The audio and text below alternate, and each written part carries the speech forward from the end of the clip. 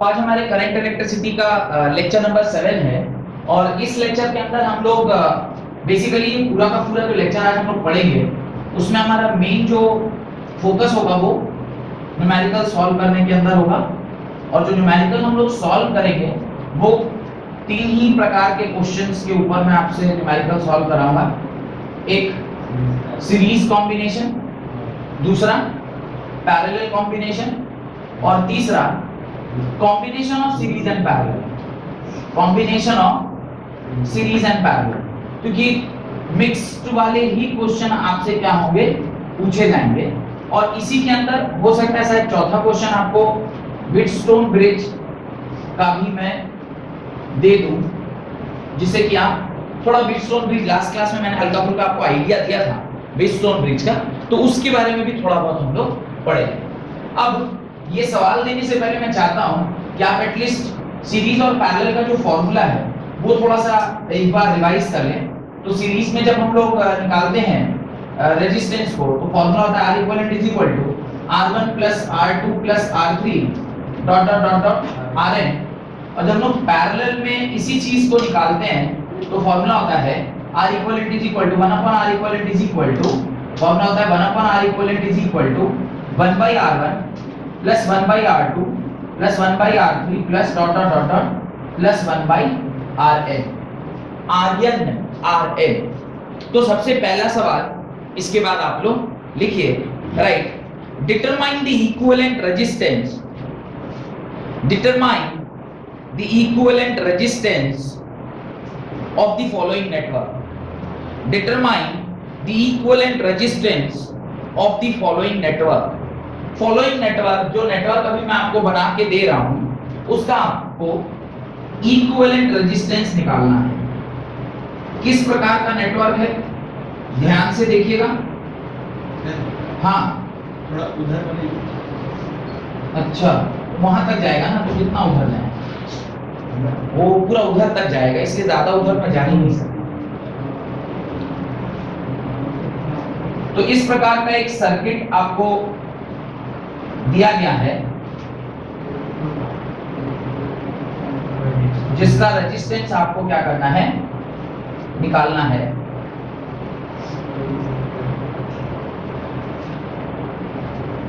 और values of resistance जो है वो भी मैं आपको बता देता हूं कि इनकी वैल्यूज क्या है। ये आपका ए बी इस प्रकार से एक्स दिया हुआ है अरेंजमेंट, ये 1 ओम, दिस इज आल्सो 1 ओम।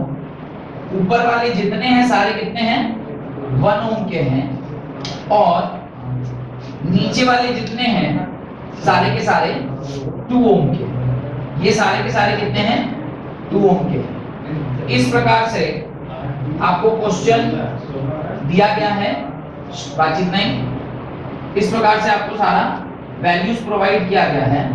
आपको इसका इक्विवेलेंट रेजिस्टेंस निकालना है, आपको इसका इक्विवेलेंट रेजिस्टेंस निकालना है। आप बताइए, correct, 60/3 is the correct answer. अच्छा, यानी इतना सरल सवाल था कि आपने बिल्कुल एकदम मतलब घुमा के तमाचा मार दिया मेरे को, नहीं, और मैं पूरा एकदम गाल पकड़ के अब रोऊंगा क्या, उन्हें सवाल खत्म नहीं हुआ बच्चा आंसर दे दे रहा है, मतलब एकदम ट्राई बॉल खिला दिया। अरे दिक्कत, ऐसा होना नहीं चाहिए, हैं? क्यों नहीं, क्वेश्चन दिया नहीं और आंसर आ गया, कुछ गड़बड़ है। खैर, अच्छा सवाल था, लेकिन सिर्फ लॉजिक अगर आपका क्लियर है, क्योंकि पहला सवाल था तो मैं नहीं चाहता था कि आप बहुत ज्यादा परेशान हो, इसलिए इजी सवाल दिया आपको। इजी इसलिए है, इस टर्म्स में इजी है, यहाँ सिर्फ हम लोग ये सीख रहे हैं कि कब आप पहचानेंगे कि कोई सर्किट जो है वो सीरीज में और कौन सी सर्किट पैरेलल में, सिर्फ ये पहचानना ही यहाँ पर सीखना है। हाउ विल रिकॉग्नाइज कि ये सर्किट सीरीज में है कि पैरेलल में, कैसे पहचाना सीरीज में है कि पैरेलल में, तो उसका एक ही तरीका है, करंट डिवीजन रूल, या ऐसा कुछ बोल रही थी ना, करंट डिवीजन कराना रहता है, तो करंट डिवाइड करके देखिए। आप यहां से करंट क्या चलाएं, I करंट चलाएं, ये इस रास्ते में गया तो I1, ये इस रास्ते में गया तो I2, ये इस रास्ते होते यहां पर पहुंचा, ये क्या हो गया, वापस I1 के वापस से क्या हो गया I2। अब यहां पर अगर जंक्शन है, मैं यहां थोड़ा तार भी बना देता तो कोई फर्क नहीं पड़ता, वापस से ये i मुझे यहाँ मिल गया, फिर वही i वापस से क्या हो गया, डिवाइड हो गया। यानी जहां पर करंट डिवाइड हो जाए, यानी ये दोनों आपस में क्या है, पैरेलल, और जो करंट फिर सेम रहे तो वो कैसे हो जाते हैं, सीरीज में। तो अब यहाँ आई है और वापस से इस जंक्शन पे आई है, इसका मतलब ये वाला पूरा फिर यहाँ आई है और यहाँ पर आई है, तो ये वाला और ये सारे इंडिविजुअल आपस में सीरीज में हैं, और ये दोनों आपस में क्या है, सारे पैरेलल में हैं। यानी अगर मैं एक यूनिट का निकाल लूं तो इसको 4 गुना कर देंगे तो मेरा आंसर आ जाएगा। अब ये देखिए ऊपर वाला क्या है, ये दोनों 1 और 1 सीरीज में, कितना हो गया 2, नीचे वाला 2 और 2 4। तो आप R इक्विवेलेंट जब निकालोगे इसका तो लिखोगे 1/R equivalent is equal to 1/2 plus 1/4। वैसे डायरेक्टली R इक्विवेलेंट का फार्मूला मैंने बताया है R1 R2 into R1 plus R2, याद होगा आपको, ये हो जाएगा 8/6। ये क्या हो जाएगा 8/6। ऐसे कितने हैं, 4 बार, या तो आप इसे 4 बार जोड़ो या 4 बार मल्टीप्लाई कर दो। तो R equivalent is equal to 4 times 8/6 that is equal to 2/3। इसको सॉल्व करिएगा 6/3 ohm will be your final answer. तो ये सर्किट के मदद से सिर्फ हम इतना ही सीखना था इस पर्टिकुलर क्वेश्चन में कि आप कैसे पहचानेंगे कि ये जो पर्टिकुलर कॉम्बिनेशन दिया हुआ है ये किसमें है, सीरीज में है या फिर पैरेलल में। ये बात समझ में आई। पहला क्वेश्चन सिर्फ इसीलिए आपको करवाया और दूसरा कोई खास रीजन नहीं था। तो जिसका बन गया है वेरी गुड, जिसने नहीं बनाया है प्लीज आप उसे क्या कीजिए, सॉल्व कीजिए अपनी कॉपी में, यानी उतार लीजिए अपनी कॉपी में, ठीक है। चलिए यहां तक हो जाने के बाद अगला क्वेश्चन लिखते हैं, राइट। सबने अगर यहां तक लिख लिया, ये आंसर लिख लिया 16/3 ओम, तो दूसरा सवाल लिखिए, right. Question number 2, calculate the equivalent resistance of the given electrical network. Calculate the equivalent resistance of the given electrical network. तो अब ये फॉर्मूला जो मैंने लिखवाया था ना, इसे मैं क्या कर रहा हूं, मिटा दे रहा हूं, सो दैट कि अब मैं सर्किट को ऊपर भी बना सकूं। तो इस प्रकार से आपको नेटवर्क दिया हुआ, calculate the equivalent resistance of the given electrical network between point A and B, between point A and B. अब ए और बी कहां है उसको जरा ध्यान से देखो। ये आपका रेजिस्टेंस R है, ये भी आपका रेजिस्टेंस R, ये भी आपका रेजिस्टेंस R, ये आपका पॉइंट ए है, और ये आपका रेजिस्टेंस है, ये आपका रेजिस्टेंस है, और ये इस प्रकार से एक जगह पर जुड़ा है, और यहां से भी एक वायर इस प्रकार से यहां गई हुई है, यानी एक ट्रायंगल फॉर्म हो रहा है यहां पे, और यहां से एक वायर यहां आई हुई है, ये है B, और सारी value R R R R और R दी गई है। आपसे कह रहा है calculate the equivalent resistance of given electrical network, जो बोर्ड पर बनाया हुआ है। सेकंड बिट लिखिए इसी सवाल का, also find the current through CD, also find the current through CD। अब आप C पॉइंट इसे मान रहे हैं और D पॉइंट इसे मान रहे हैं, तो ये CD में आपसे करंट पूछ रहा है, एंड ACB लाइन में क्या करंट है, ACB लाइन में क्या करंट है, ठीक है। If a 10 volt DC source, if a 10 volt DC source is connected between A and B, if 10 volt DC source is connected between A and B, A और B के बीच में 10 volt का DC source लगाया गया है, and the value of R is 2 ohm each, and the value of R is 2 ohm each। सारे R की value क्या है, 2 ओम दी गई है, और आपको उसकी वैल्यू को क्या करना है, पता करना है, जो भी सवाल आपको दिया गया। तो सबसे पहले तो R इक्विवेलेंट निकालिए। एक बार R इक्विवेलेंट आ जाएगा तो फिर तो सवाल में ताकत ही नहीं रह जाएगी, फिर तो सवाल काफी आसान हो जाएगा, है ना।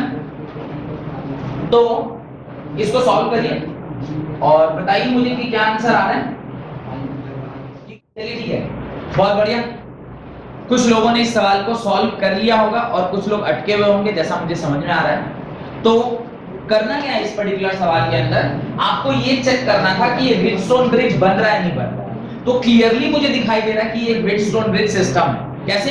क्योंकि जहां कहीं भी 5 रजिस्टर दिखाई दे, जहां कहीं भी आपको 5 रेजिस्टेंस दिखाई दे, कोशिश करिएगा देखने का कि क्या इस प्रकार का कोई सर्किट वहां पर बन रहा है कि नहीं बन रहा।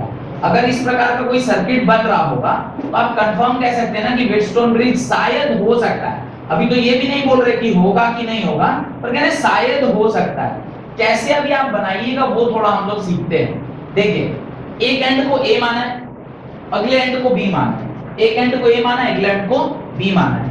A was connected to C and D, A was connected to C and D, and B was connected to D and C. B was connected to D and C. तो इस सर्किट को कैसे वैसा बना सकते हैं, थोड़ा सा फील करिएगा तो समझ में आएगा। इसको ऐसे उठाइए और यूं ऐसे पलट के यहाँ रख दीजिए, ठीक है? और इसको ऐसे उठाइए और यूं पलट के यहाँ रख दीजिए। अगर ऐसा आप फील कर पा रहे, इमेजिन कर पा रहे, इसको यूं उठाया और ऐसे उठा के इधर रख दिया, और इसको यूं उठाया और ऐसे उठा के इधर रख दिया, तो ये क्या होगा? कुछ ऐसा सर्किट बन जाएगा। देखिए, ध्यान से देखिए तो शायद फील आ जाए कि क्या हुआ होगा। और इसको उठा के जब इधर रखेंगे ना तो देखिएगा क्या होगा। कुछ इस प्रकार का ऐसा हो जाएगा, दिखाई दे रहा है? अगर मैं इसको यूं उठा के ऐसे रख दूं, यही बनेगा। अगर एक बार ये ऐसा दिख जाए कि यही बना हुआ है, तो व्हीटस्टोन ब्रिज का कंडीशन मैंने क्या बताया? व्हीटस्टोन ब्रिज का मैंने कंडीशन बताया है, इफ क्या बताया? R1/R2, यानी R1/R2 is equal to R3/R4, this by this, अगर इस this by this के बराबर है तो इसमें चेक करते हैं, R/R is equal to R/R है, यानी 1 is equal to क्या है? 1। अगर ऐसा है तो ये बीच वाली जो वायर है उसको हम लोग क्या कर देते हैं? मिटा देते हैं। ये वायर यहां से क्या कर देते हैं? खत्म कर देते हैं। वंस ये वायर यहां से खत्म हो गया तो फिर ये दोनों किस में हो गए? सीरीज में। ये दोनों किस में हो गए? सीरीज में। तो ये इसका इक्विवेलेंट सर्किट क्या बनेगा? इसका इक्विवेलेंट सर्किट बनेगा, ऊपर होगा 2R और नीचे भी क्या होगा? 2R होगा। और इन दोनों के बीच किसके बीच में? ये B और ये A, तो ये हो जाएगा 2R और ये भी क्या हो गया? 2R हो गया। 2R का इक्विवेलेंट क्या आएगा? R आएगा। मैंने कहा था ना आधा हो जाता है। 2R मिलकर क्या हो जाएगा? आधा हो जाएगा। तो ये क्या हो गया? R हो गया। और R की वैल्यू क्या दी गई है? R equivalent is equal to R है और R की वैल्यू क्वेश्चन में क्या दी गई है? 2 ओम। तो R equivalent का क्या हो गया? 2 ओम, यानी फर्स्ट बिट का आपका आंसर क्या निकल के आया? 2 ओम आ गया। इसमें कोई डाउट है तो पूछिए। सबसे सरल सवाल था, इसके अंदर कोई डाउट है तो पूछिए। व्हीटस्टोन ब्रिज को सिर्फ फील करना था, आपको ये देखना था कि यहाँ व्हीटस्टोन ब्रिज लग रहा है कि नहीं लग रहा है। अगर व्हीटस्टोन ब्रिज लग रहा है तो आपने बड़ी आसानी से व्हीटस्टोन ब्रिज को लगा दिया, सीरीज का फॉर्मूला लगाया, पैरेलल का फॉर्मूला लगा और आंसर आपका आ गया। अब उसने सेकंड पार्ट में पूछा है, बताइए सीडी वायर में कितना करंट फ्लो करेगा? जब सारी वायर ही नहीं रही तो उसमें करंट कहां से फ्लो करेगा? जब वायर ही नहीं रहा तो उसमें करंट कहां से फ्लो करेगा? वैसे भी जब मैंने व्हीटस्टोन ब्रिज आपको पढ़ाया था तो मैंने कहा था कि बीच वाली वायर में कोई करंट फ्लो नहीं करता है, इसलिए हम उसे मिटा रहे हैं। तो वायर जो सेकंड पार्ट का आंसर है वो क्या है? ICD is equal to what? 0 ampere. CD के थ्रू कोई भी करंट फ्लो नहीं करेगा। रीजन, CD तार ही नहीं रहा, और तार ही नहीं रहा तो उसमें करंट कैसा? और करंट नहीं था इसलिए तो हमने उस तार को हटाया था। वो व्हीटस्टोन ब्रिज का कंडीशन ही यही है, when R1/R2 is equal to R3/R4, the wire CD has no current flowing through it। CD में कोई करंट फ्लो नहीं करती है। थर्ड बिट, तीसरा बिट क्या बोला है? यानी third part of the question में उसने क्या पूछा है? क्वेश्चन बताइए जरा। हाँ, पूछा है अगर ACB के अक्रॉस, ध्यान से देखिए, ACB के अक्रॉस, ACB के अक्रॉस यानी इसके अक्रॉस अगर हम पोटेंशियल अप्लाई कर रहे हैं, कितने का पोटेंशियल अप्लाई करवाया उसने? 10 वोल्ट। उसने 10 वोल्ट का पोटेंशियल अप्लाई कराया, तो हमने यहाँ पे इसको 10 वोल्ट अप्लाई कर दिया। अब अगर मैं इसे 10 वोल्ट अप्लाई कर रहा हूं तो अल्टीमेटली मुझे ये I1 निकालना होगा, यानी यहां से जो करंट आई जाएगा उसे मुझे I1 कैलकुलेट करना होगा। यानी अगर ढंग तरीके से देखा जाए तो ये I1 होगा और ये क्या होगा? I2 होगा। अल्टीमेटली पहले मैं I निकालूंगा तब मैं उसे डिस्ट्रीब्यूट करूंगा, तो पहले I निकाल लेते हैं। तो I कैसे निकलेगा? R इक्विवेलेंट आ गया। Yes sir. और आपको वोल्टेज दिया हुआ है, वोल्टेज कितना दिया है? 10 ओम, 10 वोल्ट। और आपको R इक्विवेलेंट कितना आ गया? 2 ओम। तो V is equal to IR, ohm's law वाला फॉर्मूला आप लगाएंगे। V और R आपको पता है, तो I की वैल्यू क्या हो जाएगा, I equal to V by R, that is 10/2, that is equal to 5 ampere. तो जो करंट आया है कहां पर, इस पॉइंट पर, किस पॉइंट पर, यहां पर जो करंट है वो कितना है, 5 एम्पेयर। अब ध्यान से समझिए, मैडम ने आज की क्लास की स्टार्टिंग होते होते क्या एक वर्ड क्या यूज किया, करंट डिवीजन रूल। ध्यान रखिएगा, इसी सब टाइम पे करंट डिवीजन रूल क्या होता है, काम आता है। पहले तो मुझे ये समझना चाहिए कि करंट डिवीजन रूल क्या है, फिर हम उसको समझेंगे कि यहां पर कैसे काम में आएगा। तो करंट डिवीजन रूल ये है कि करंट होता है बड़ा होशियार, करंट क्या होता है, बहुत होशियार होता है, उसको पता है कि मुझे कौन सा रास्ता लेना है। ठीक है, ऐसे करंट अगर मैं बोलूंगा ना तो शायद थोड़ा फील करना मुश्किल होगा। आप करंट के जगह पे ना पाइप ले लीजिए। क्या बोल रहा हूं मैं, करंट जिस रास्ते से जा रहा है, जिस वायर से जा रहा है, उसको आप पाइप मानिए। अब यहां से मैंने 10 लीटर पानी भेजा है, ठीक है, प्रेशर वेशर मत सोचने लग जाएगा सर, प्रेशर ज्यादा, ये सब मत सोचना है, सीधे सोचना है कि आपका जो मोटा पाइप है वो यहां आके रहा है, उससे 5 लीटर पानी जाना है। कितना लीटर जाना है पानी, 5 लीटर। अब वो 5 लीटर पानी, उसके आगे बढ़ने के लिए कितने रास्ते, 2 रास्ते। अब जो मोटा पाइप होगा, दोनों में से जो मोटा पाइप होगा उधर से पानी ज्यादा जाएगा, जो पतला पाइप होगा उधर से पानी, पतला पाइप मतलब रेजिस्टेंस ज्यादा, मोटा पाइप मतलब रेजिस्टेंस कम। करंट बुद्धिमान है, उसको पता है कि जिस वायर का रेजिस्टेंस कम है वहां से ज्यादा फ्लो करो, और जिस वायर का रेजिस्टेंस ज्यादा है वहां से कम फ्लो करो। डन, इतना तक क्लियर है। इस केस में क्योंकि दोनों वायर का रेजिस्टेंस सेम है, कैसे, यहां जब करंट पहुंचा तो इधर से भी 2R और इधर से भी 2R, दोनों की वैल्यू सेम थी, तो करंट सोचा कि अब तो भाई दोनों रास्ता से हमको बराबर ही जाना होगा, कोई मेरे पास ऑप्शन नहीं है। अगर उसके पास ऑप्शन नहीं था तो इधर से भी 2.5 गया होगा और इधर से भी 2.5, तो 5 किस में डिवाइड हो गया, 2 पार्ट में डिवाइड हो गया, ऊपर वाले से भी 2.5 होके गया और नीचे वाले से भी 2.5। आपसे पूछा था कि ऊपर वाले से कितना में जा रहा है, ये करंट यहां आके ऊपर वाले से कितना में जा रहा है, तो ऊपर वाले से I1 कितना आया, I1 आया 2.5। कैसे आया ये हमने अभी मैथमेटिकली नहीं निकाला है, ये कैसे निकाला, ये हमने लॉजिक से निकाल लिया। लेकिन आप बोलेंगे सर अगर ये कॉम्प्लेक्स सर्किट हुआ, सवाल आपके मन में आएगा, आप तो सर इजी सर्किट वाला में फटफट बता दिए कि ऐसे होगा ऐसे होगा ऐसे होगा। अब मान लीजिए कॉम्प्लेक्स सर्किट आ, तब आप तो ये वाला लॉजिक नहीं काम कर पाएंगे ना, वहां पे तो आपको मैथमेटिक्स सीखना होगा, how you will do this, उसको भी सीखिए। तो मेरे ख्याल से यहां तक तो सबने कर लिया होगा, ये सब मिटा दिया जाए कि कोई है ऐसा जैसे कि इसमें ये बचा हुआ है उसका, नहीं ना, चलिए तो ये मिटा रहा हूं, देखिए ध्यान से, वैल्यूज तक तो ध्यान ही हो गया, तो मुझे भी याद हो गया। अब देखिए आपको क्या करना है, इस वाले वायर में आपको करंट निकालना है, पर you know the value of I कितना आ गया है, 5 एम्पीयर आ चुका है।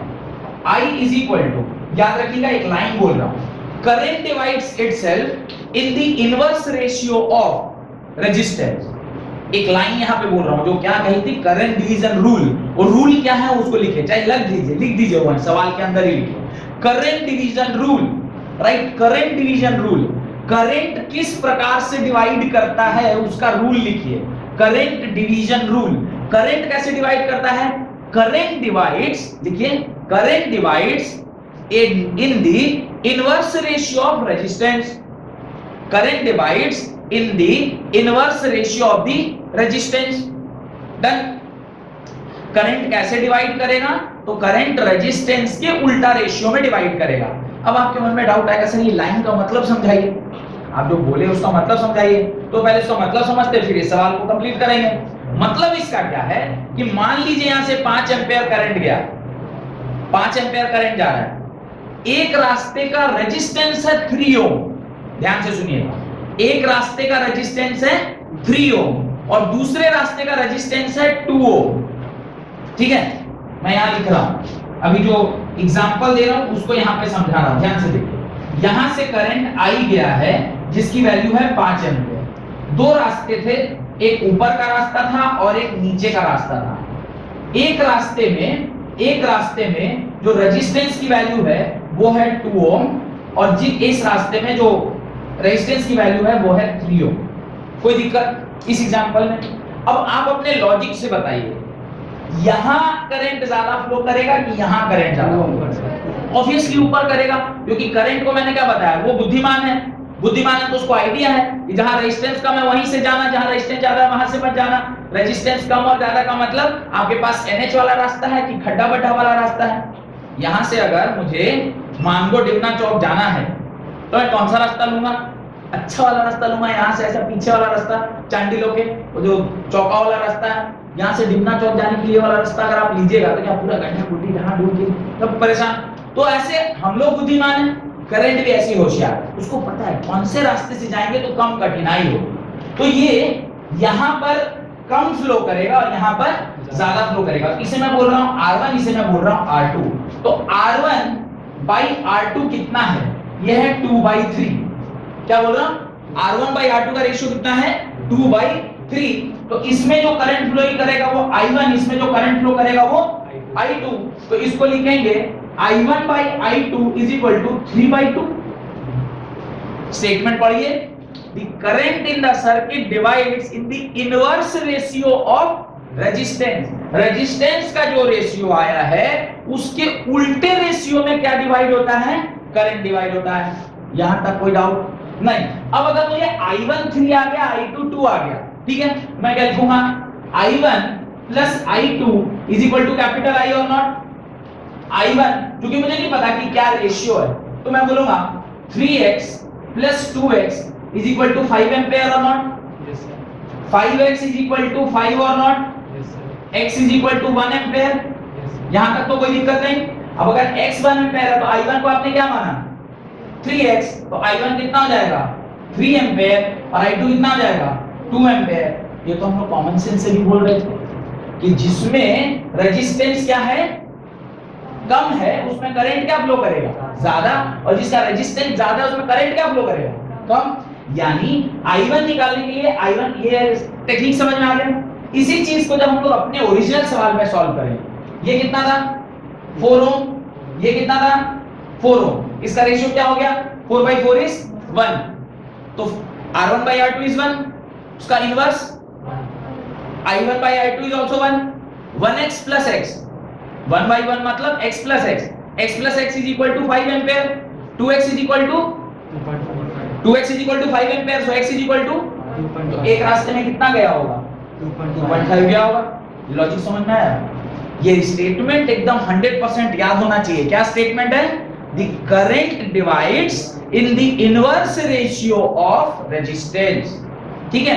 अच्छा, मान लीजिए तीन रास्ते होते तो, 3 रास्ता होता तो फिर रेशियो जो आपने बचपन में पढ़ा था, ratio and proportion chapter, A:B:C, 3 वाला पढ़ा है ना, तो फिर वो A:B और B:C निकाल लीजिए, फिर A:B:C को एक साथ ले आइए और उसके बाद फलाना x प्लस फलाना x प्लस फलाना x is equal to this much, और x का वैल्यू निकालिए, तीनों से मल्टीप्लाई करके आंसर आ जाएगा।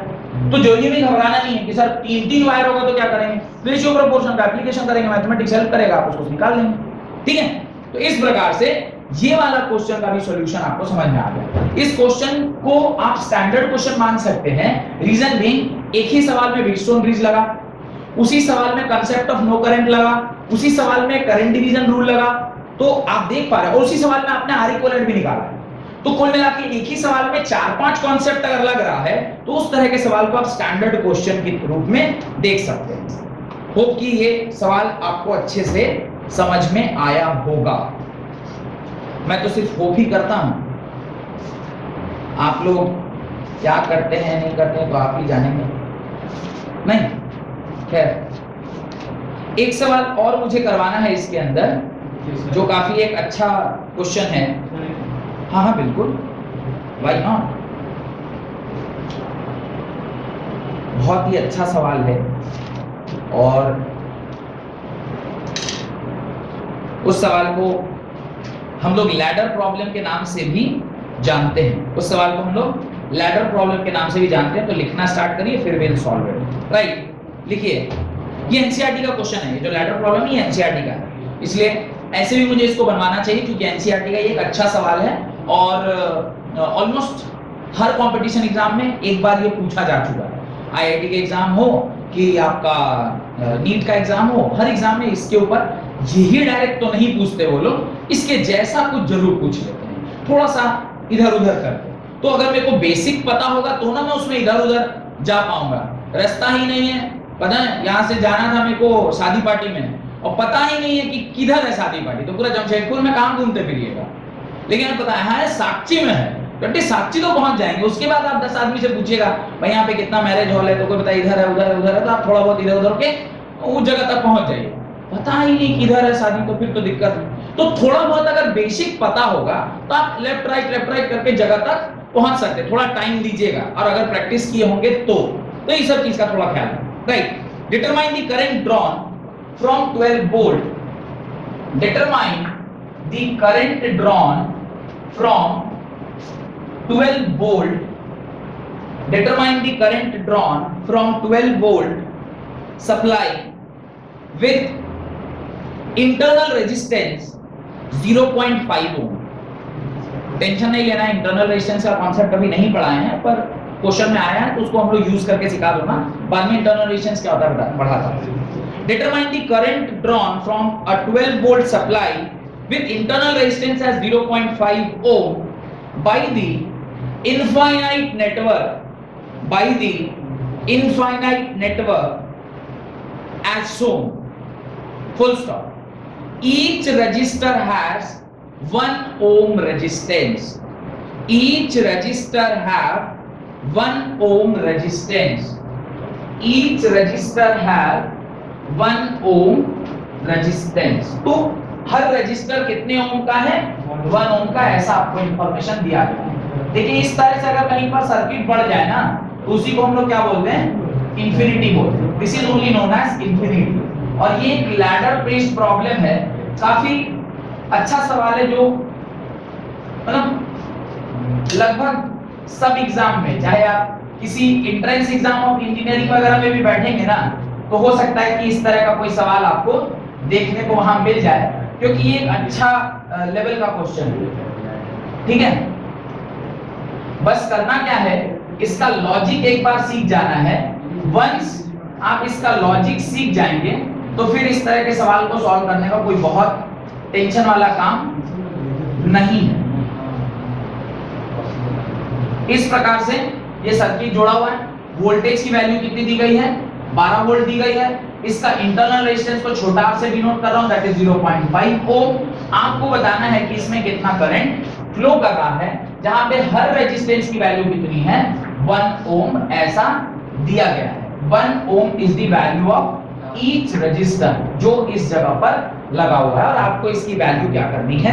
निकालनी है। ठीक है, इस सवाल को थोड़ा सा कोशिश करिए सॉल्व करने की। ठीक है, वैसे थोड़ा एकदम बिल्कुल नया सा सवाल है, थोड़ा मुश्किल भी हो सकता है, पर कोई बात नहीं, आप कोशिश करिएगा तो मानते हैं ना ऐसा कि कोशिश करने वाले की कभी हार नहीं। तो कोशिश करिएगा तो कहीं ना कहीं रामधारी सिंह दिनकर जी की जो कविता है उस पर आप खड़े उतर सकते हैं, है ना। चलिए प्रयास कीजिए, कंप्लीट तो कर ही लिया होगा। आप लोग सब इंटेलिजेंट है, मुझे इस बात की पूरी जानकारी है। 2 2 1 1 1 2 1/2। एक ऑप्शन और रहेगा, कोई बोल दीजिए, फिर चारों पूरा हो जाएगा। फिर अपन उसको 2/1। और देखिए लड़का इंटेलिजेंट है, आप 2 कह रहे, वो कह रहा है 2/1, चौथा ऑप्शन दे रहा है। मैथ्स लिए हो यार, लक्षण से कहीं नहीं लग रहा है। अपना तो नाम बुलाओगे ही, वीडियो जैसा का नाम बुलाओगे, हैं? बेहुदा ये कह रही 2, तो वो कह रहा 2/1 अगला ऑप्शन। खैर चलिए, यहाँ तक को कट करना पड़ेगा ना। पीली जैसा कभी नाम ले लिया ना, वो भी पीली जहाँ होती है, सर लगाना भूल गया गलती से, स्ट्राइक आ जाएगा सर। स्ट्राइक करा लो, तुम तो बायो स्टूडेंट हो ना, मैथ्स भी लिए हो। तुमको कभी कभी ऐसे करना चाहिए, अहम ब्रह्मास्मि।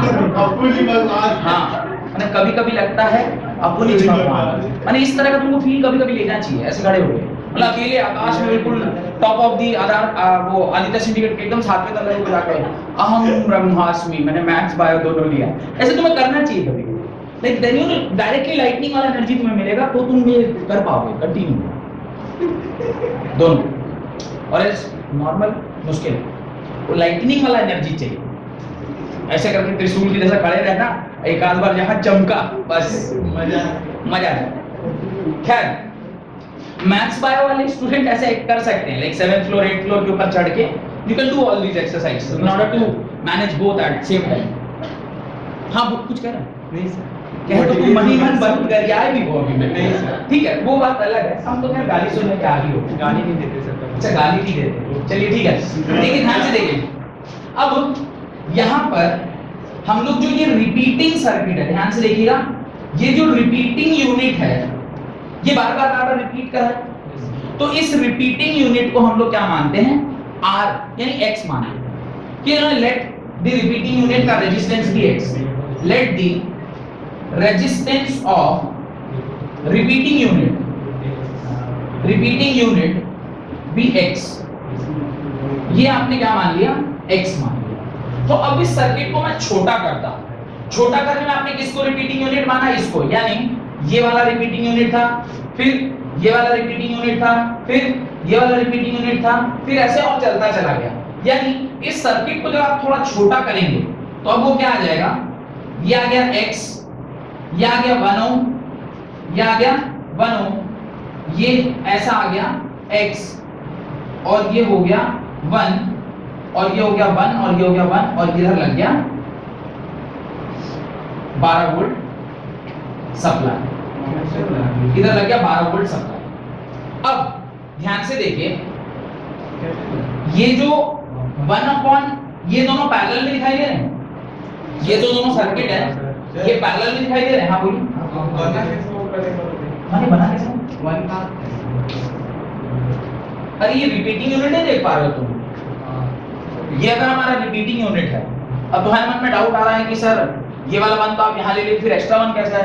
तो ये लास्ट थोड़ी है, इनफिनिट तक गया हुआ मेरे भाई, ऐसा थोड़ी यहीं आके खत्म हो गया है, ये तो इनफिनिट तक गया हुआ है ना। तुम्हें ना समझ में आए तो ऐसे इसको इनफिनिट मान, ये यूनिट मान लो, ये यूनिट मान ले, क्या फर्क पड़ता है? ये तो इनफिनिटी तक गया हुआ है, तो जहां तक गया है वहां तक तुम मान सकते हो, तुझे कोई फर्क नहीं पड़ता तुमने एक वहां छोड़ा या एक यहाँ लिया, अल्टीमेटली इनफिनिटी तक है, तुम्हें कोई फर्क नहीं पड़ता। तो इसको देखो, ये लास्ट वाला दोनों क्या है? पैरेलल में, तो 1 upon Rp is equal to क्या लिखोगे? 1/x प्लस 1/1, ठीक है। इसको सॉल्व करो, एलसीएम आया x 1 प्लस x, यानी Rp की वैल्यू आ गई x by 1 प्लस x। यहां तक कोई डाउट है तो बताइए? नहीं। आपने इस तरह से रिपीटिंग यूनिट को x मान लिया, उसके बाद आपने अपने सर्किट को इस फॉर्म में रिड्यूस किया जहां पर ये x था, जो ऑल रिपीटिंग यूनिट को आपने x मान लिया, और लास्ट वाला जो सर्किट था जिसके बाद ये रिपीट कर रहा था उसकी जगह पे आपने क्या लगा दिया? x लगा दिया। x लगाने के बाद ये दोनों पैरेलल में थे, आपने पैरेलल निकाल लिया, और लास्टली यहां पर सीरीज में जब आप निकाल रहे हो तो ये आ गया जो वो वहां है लिखा हुआ, और ये दोनों उसके साथ क्या है? सीरीज में है, तो आप इसे क्या लिखोगे? Rp प्लस 1 प्लस 1, यानी Rp प्लस 2, यानी Rs जो आएगा, जो कि R इक्विवेलेंट होगा इस पूरे सर्किट का, वो क्या होगा? x by 1 plus x plus 2। यहां तक कोई दिक्कत? चूंकि ये रेजिस्टेंस इंफिनिटी तक गया हुआ है, तो इंफिनिटी में आप 1 जोड़िए कि 2 जोड़िए कि 3 जोड़िए, इसका आंसर R इक्विवेलेंट का तो इंफिनिटी ही आना चाहिए, यानी जो हमने R इंफिनिटी माना है वही इसका आंसर होना चाहिए।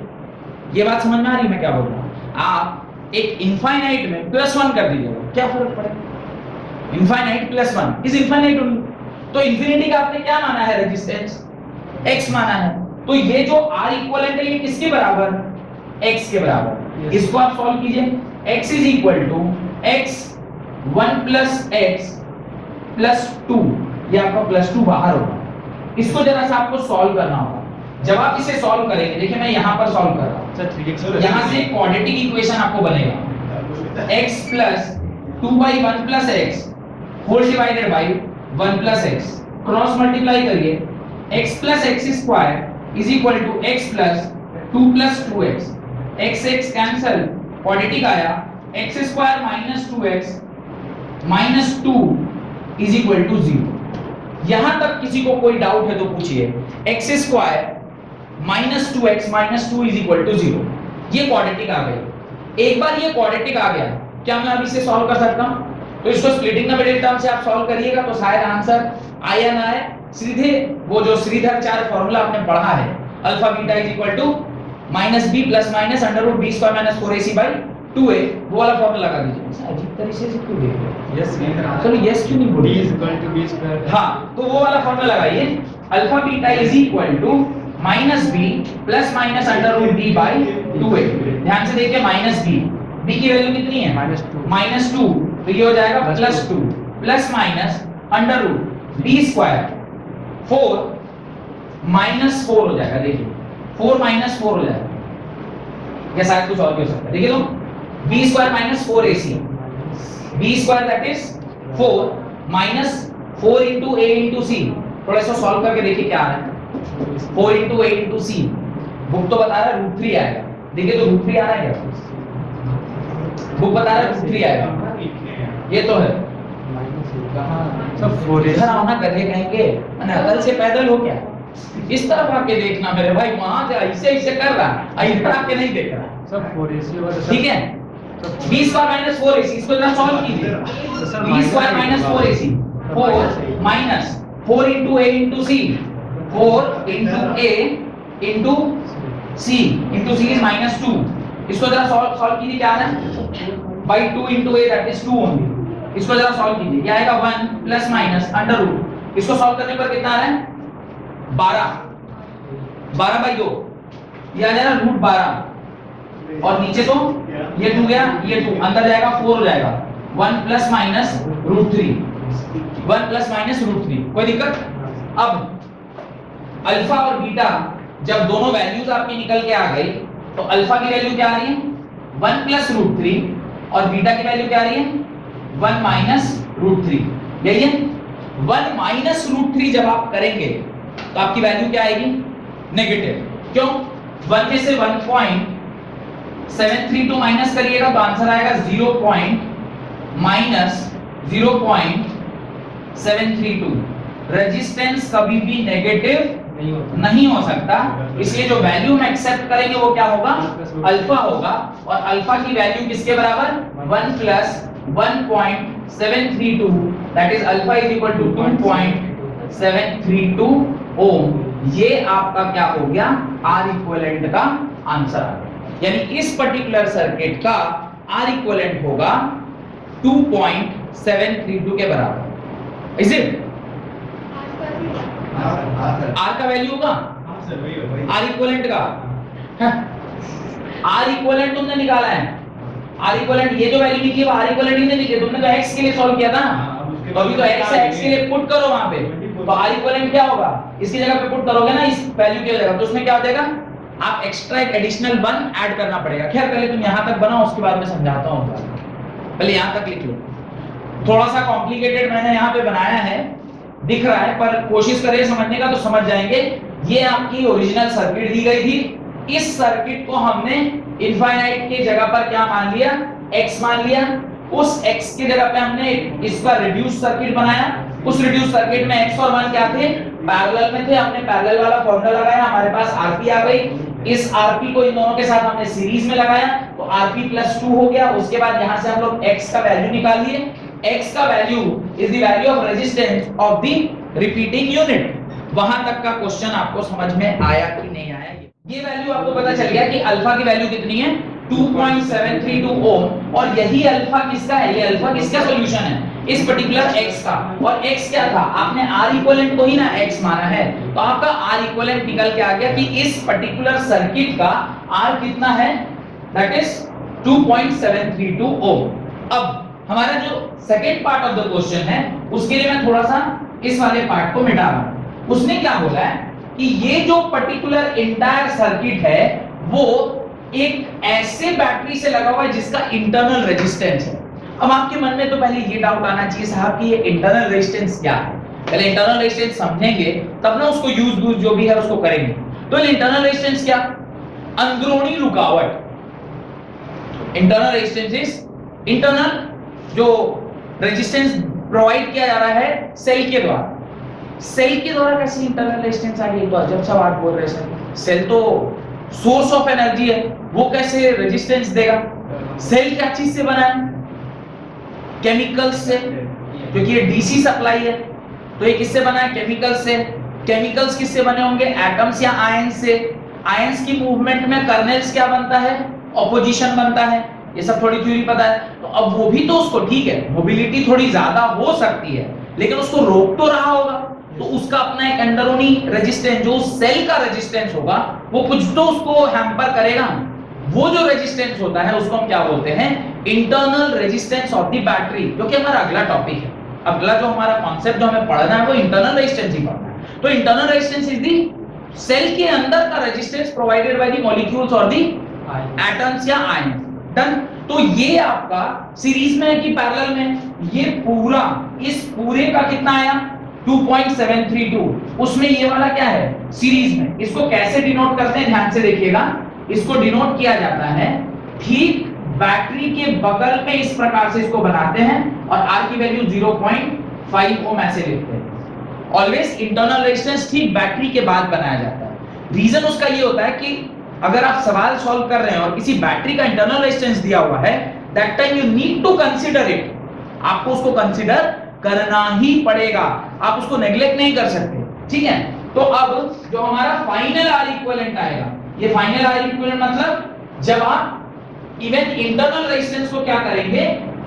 कंसीडर करेंगे, तो ये फाइनल आर इक्विवेलेंट जो होगा आपका, वो क्या होगा? 2.732 प्लस 0.5। इसको सॉल्व कीजिएगा तो कितना आएगा? 2 दिस मच ओम आपका क्या आ गया? नेट आर इक्विवेलेंट आया। आपसे उसने क्या पूछा है? करंट पूछा है। करंट होता है V बाई R। वोल्टेज दिया हुआ है क्या?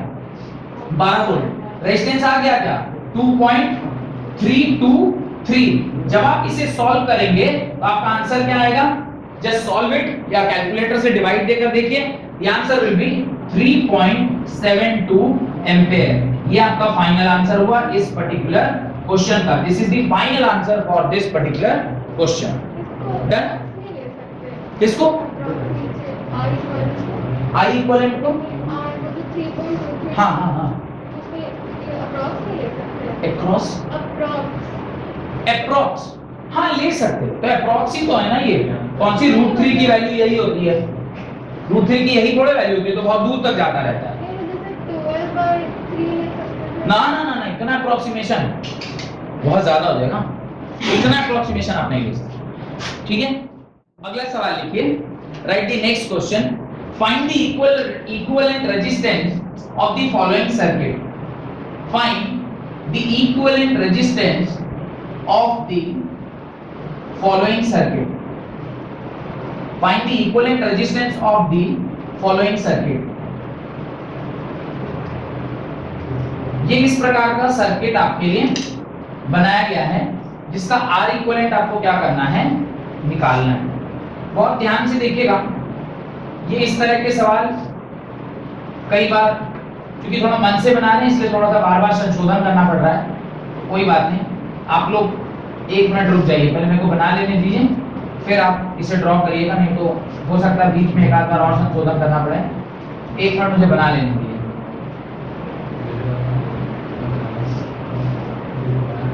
ये इस प्रकार का सर्किट है।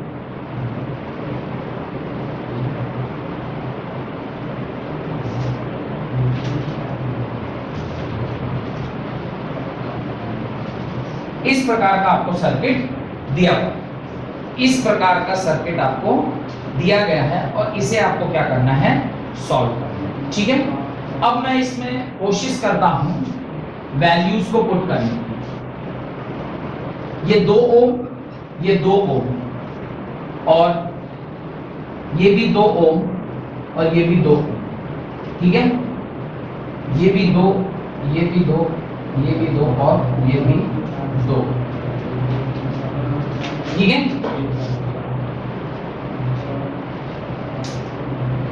ये 1 और ये 1,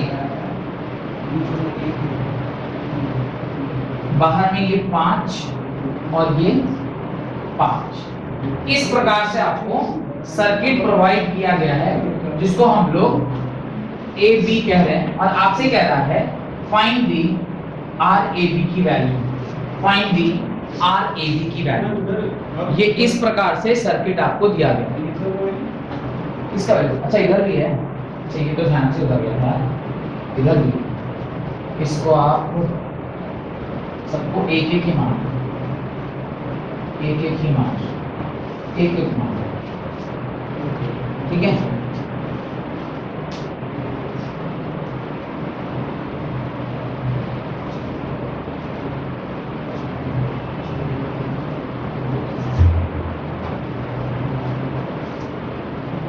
तो इस सर्किट का आपको क्या निकालना है, आर इक्विवेलेंट निकालना है, ठीक है। इस सर्किट का आर इक्विवेलेंट निकालना है, बहुत ही सरल है, सिर्फ एक छोटा सा कॉन्सेप्ट का जो इस तरह के सवाल में लगा हुआ होता है, अगर वो कॉन्सेप्ट आपको कोई सिखा दे तो आप भी इसे यूं सॉल्व कर लेंगे। क्या कंडीशन है, किस प्रकार से सॉल्व होता है वो अभी मैं आपको बताता हूं। सबने बना लिया? देखिए ध्यान करिएगा, जब कभी भी इस प्रकार का कोई सर्किट आए, try to find symmetry in it. क्या फाइंड करना है? सिमेट्री फाइंड करना है। देखिए क्या मैं इस तरीके से कि बीचों बीच आप इसको क्या कर सकते हो, सिमेट्री देख रहे हैं क्या, पूरा सिमेट्रिकल है, इधर वन, इस तरफ टू, इस तरफ टू, इधर टू, इधर टू, ये पूरा सिमेट्रिकल है, कहीं भी कुछ भी नॉन सिमेट्रिकल नहीं है। ऐसा सर्किट जब भी आएगा वो हमेशा सिमेट्रिकल सर्किट ही आएगा। तो सिमेट्रिकल सर्किट में कंडीशन होता है कि जिस पॉइंट पर आप लाइन ऑफ सिमेट्री को क्रॉस करते हैं, जो मैंने ब्लू से बनाया है ना, this is called as line of symmetry, इसको आप लाइन ऑफ सिमेट्री बोलते हैं। अगर ऐसा कहीं लाइन ऑफ सिमेट्री आ रहा हो कहीं पर, तो जिस पॉइंट पे ये जंक्शन होता है ना, उस पॉइंट को थोड़ा सा आप क्या कर सकते हैं, मॉडिफाई कर सकते हैं। उस पॉइंट को आप क्या कर सकते हैं, थोड़ा सा मॉडिफाई कर सकते हैं। मॉडिफिकेशन क्या होगी, ध्यान से देखिएगा, क्योंकि सर्किट अब आप लोग बना चुके हैं, तो मॉडिफिकेशन कुछ इस प्रकार से होता है कि ये हम ऐसा लिख सकते हैं, इसको हमने क्या कर दिया, थोड़ा सा मॉडिफाई कर दिया। ध्यान रखिएगा, जहां पर ये लाइन ऑफ सिमेट्री जिस जगह पर जाना होगा, वहां पर आप इस प्रकार का मॉडिफिकेशन कर सकते हैं। एक बार आपने इस प्रकार का मॉडिफिकेशन कर दिया, उसके बाद इस सवाल में कोई भी जान नहीं रह जाता। क्यों?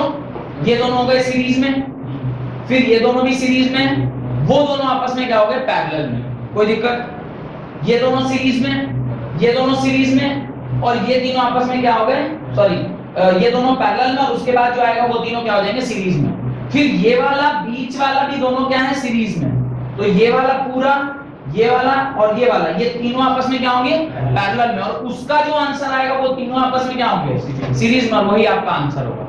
ठीक है, मैं वापस से एक बार और रिपीट कर दे रहा हूं, जिनको नहीं समझ में आया एक बार और समझिए।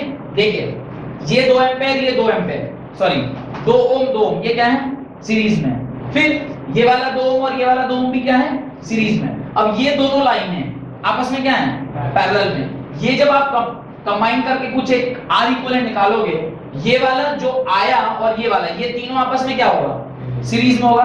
ऊपर वाला केस खत्म होगा। नीचे वाले को ध्यान से देखो, ये 2 ओम, ये 2 ओम, ये दोनों क्या हैं, सीरीज में। ये 2 ओम, ये 2 ओम, ये नहीं क्या है, सीरीज में। ये दोनों क्या हो गए, आपस में पैरेलल में, और इन दोनों का जो रिजल्टेंट आएगा वो इन तीनों के साथ क्या होगा, सीरीज में होगा।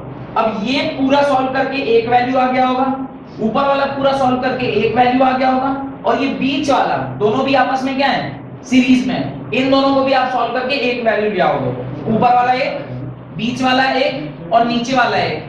ये तीनों आपस में क्या होंगे, पैरेलल में होंगे। उन तीनों को सॉल्व करके कुछ एक वैल्यू इस पूरे सर्किट की जगह पे आ गया होगा, और ये 5 एम्पीयर वो वैल्यू, और ये 5 वो एम्पीयर बोल रहा हूं, ओम, ये तीनों आपस में क्या होंगे, सीरीज में होंगे, और वो जो आर इक्विवेलेंट होगा वो आपका फाइनल आंसर होगा। ठीक है, मुझे नहीं मालूम आंसर कितना है, तो रैंडमली मैंने कुछ भी एक सवाल दे दिया है, I don't know the answer of this particular question, फिर भी बोलिएगा तो सॉल्व कर लेंगे। सो आप चाहते हैं कि मैं ही सॉल्व करूं, तो मैं देखता हूं, ये 2 और 2 4, ये 2 और 2 4, 4 और 4 2, तो मैं इसकी जगह पर सॉल्व करके क्या कर रहा हूं, इसकी जगह पे सॉल्व करके यहां पर पहले क्या लिख रहा हूं, 4 और 4 2, ये 2 आ गया है ना, 4 और 4 2 हो गया। फिर सिमिलरली इस पूरे गंदगी को भी सॉल्व करके मैं क्या लिखूंगा, इसको भी सॉल्व करके मैं क्या लिखूंगा, इसको भी सॉल्व करके मैं लिख दूंगा 2। फिर ध्यान से देखिए, इसको पूरे को सॉल्व करके क्या लिख रहा हूं, इस पूरे को सॉल्व करके लिखूंगा 4, ये पूरा सॉल्व होके क्या आ गया, 4 आ गया। इन दोनों को सॉल्व करके क्या लिखूंगा 2 लिखूंगा और इन तीनों को भी सॉल्व करके क्या लिखूंगा 4 लिखूंगा। अब ये दोनों को सॉल्व करिएगा तो क्या आएगा 2 आएगा, क्योंकि ये 4 और ये 4 मिलके क्या हो गया 2 हो गया। फिर जो बचा हुआ 2 है, फिर जो बचा हुआ 2 है वो इसके साथ अगेन पैरेलल में ही है, तो वो क्या हो जाएगा आधा 1, और इन दोनों को सॉल्व करेंगे तो क्या आएगा 1 होएगा। और उसके बाद जब इन तीनों को सॉल्व कीजिएगा तो R इक्विवेलेंट क्या होगा 5 + 1 + 5 दैट इज 11 ओम। समझ में आया कितनी आसानी से सर्किट वो आसानी से क्या हो गया सॉल्व हो गया, बशर्ते कि आपको वो लाइन ऑफ सिमेट्री देखेगा। और याद रखिएगा जिस सवाल में यही कॉन्सेप्ट लगना है, दुनिया का कोई ताकत उस सवाल को किसी और कॉन्सेप्ट से सॉल्व नहीं करा सकता। क्या बोल रहा हूं मैं, जिस सवाल में लाइन ऑफ सिमेट्री आपसे वो लगवाना चाहता है, दुनिया का कोई ताकत लाइन ऑफ सिमेट्री वाले कॉन्सेप्ट को छोड़ के उस सवाल को सॉल्व नहीं करा पाएगा। तो देखिएगा एक सिमेट्री है और आपका कोई बुद्धि वहां काम नहीं कर रहा है, तो लाइन ऑफ सिमेट्री लगाइएगा, फट फट फट फट आंसर आ जाएगा। ठीक है, डन। तो यहां तक समझ में आ गया। आज आपने कितने सारे कॉन्सेप्ट सीखे, बहुत सारे कॉन्सेप्ट सीखे। आपने क्या करंट डिवीजन रूल सीखा, आपने वो करंट कैसे डिवाइड, वो तो हो गया। उसका आपने देखा व्हीटस्टोन ब्रिज का अच्छा क्वेश्चन कि कैसे व्हीटस्टोन ब्रिज के सवाल को सॉल्व करते हैं। फिर आपने देखा कि वो लैडर प्रॉब्लम कैसे सॉल्व किया जाता है, उसमें अगर इंटरनल रेजिस्टेंस का कॉन्सेप्ट है तो वो भी आपने सीखा। और उसके बाद फाइनली लाइन ऑफ सिमेट्री का सवाल।